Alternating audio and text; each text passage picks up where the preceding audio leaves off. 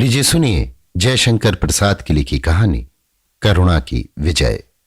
वाचन समीर गोस्वामी का है। संध्या की दीनता गोधूली के साथ दरिद्र मोहन की रिक्त थाली में धूल भर रही है। नगरोपकंठ में एक कुएं के समीप बैठा हुआ अपनी छोटी बहन को वो समझा रहा है।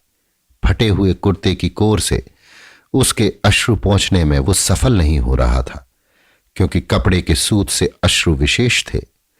थोड़ा सा चना जो उसके पात्र में बेचने का बचा था, उसी को रामकली मांगती थी। 3 वर्ष की रामकली को 13 वर्ष का मोहन संभालने में असमर्थ था। 2.5 पैसे का वो बेच चुका था। अभी 2-3 पैसे का चना जो जल और मिर्चों में उबला हुआ था और बचा है। मोहन चाहता था कि 4 पैसे उसके रोकड़ में और बचे रहें। 1.5-2 पैसे का कुछ लेकर अपना और रामकली का पेट भर लेगा। 4 पैसे से सवेरे चने उबालकर फिर अपनी दुकान लगा लेगा। किंतु विधाता को यह नहीं स्वीकार था। जब से उसके माता पिता मरे, साल भर से वो इसी तरह अपना जीवन निर्वाह करता था। किसी संबंधी या सज्जन की दृष्टि उनकी ओर न पड़ी। मोहन अभिमानी था, वो धुन का भी पक्का था, किंतु आज वो विचलित हुआ। रामकली की कौन कहे, वो भी भूख की ज्वाला सहन न कर सका। अपने अदृष्ट के सामने हार मानकर रामकली को उसने खिलाया। बचा हुआ जो था उसने मोहन के पेट की गर्मी और बढ़ा दी। 2.5 पैसे का और भी कुछ लाकर अपनी भूख मिटाई।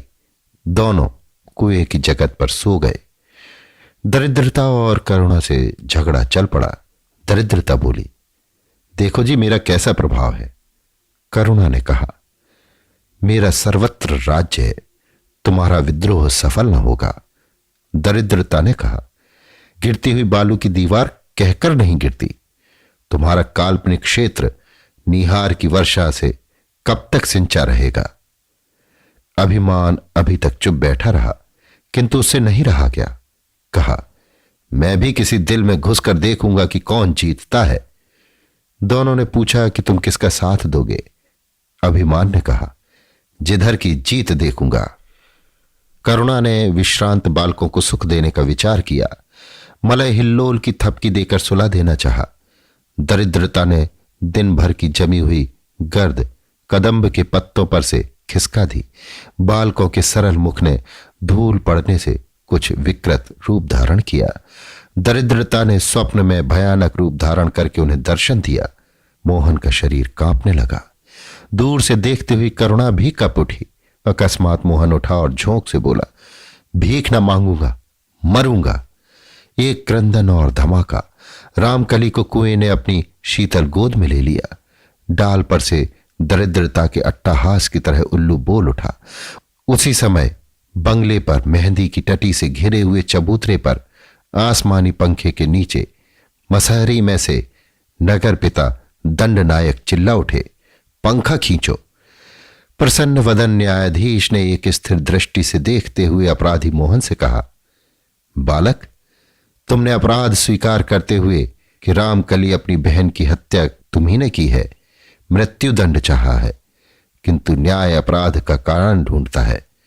सिर काटती है तलवार, किंतु वही सिर काटने के अपराध में नहीं तोड़ी जाती है। निर्बोध बालक, तुम्हारा कुछ भी अभी कर्तव्य नहीं है। तुमने यदि ये हत्या की भी हो तो तुम केवल हत्यारी के अस्त्र थे। नगर के व्यवस्थापक पर इसका दायित्व है कि 3 वर्ष की रामकली तुम्हारे हाथ में क्यों दी गई। यदि कोई उत्तराधिकारी विहीन धनी मर जाता तो व्यवस्थापक नगर पिता उसके धन को अपने कोष में रखवा लेते। यदि निर्बोध उत्तराधिकारी रहता तो उसकी संपत्ति सुरक्षित करने की वो व्यवस्था करते, किंतु असहाय, निर्धन और अभिमानी तथा निर्बोध बालक के हाथ में शिशु का भार रख देना राष्ट्र के शुभ उद्देश्य की गुप्त रीति से और शिशु की प्रकट हत्या करना है। तुम इसके अपराधी नहीं हो, तुम मुक्त हो। करुणा रोते हुए हंस पड़ी। अपनी विजय की वर्षा मोहन के अभिमान के अश्रु बनकर रोने लगी। अभी आप सुन रहे थे जयशंकर प्रसाद की लिखी कहानी करुणा की विजय। वाचन समीर गोस्वामी का था।